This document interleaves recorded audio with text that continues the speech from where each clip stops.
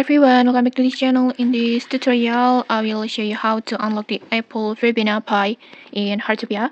So right now Heartopia has a new event, the Modular Street Festival event. And this event you can cook many new special recipe. One of them is this secret recipe, Apple Verbena Pie. And first you need to unlock this recipe. And to unlock it is very easy. First just go to your brick serving card. You can craft it yourself, and then after that just tap on it and then just use this original recipe, the fruit verbena pie. You can get this original recipe from the NPC Massimo. You can buy this recipe from him. And then after that just complete all the ingredients. You need butter and then egg and then this lemon verbena that you can get it from the gardening hobby.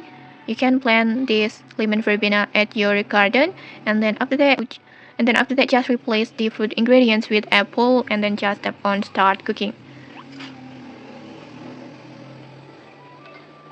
Like this.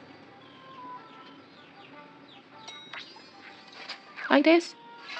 Okay, like this you can see it. You will successfully unlock the Apple Verbena Pie that looks beautiful like this. And okay, that's it. That's how you can unlock the hidden recipe in Heartopia at this Modular Street event.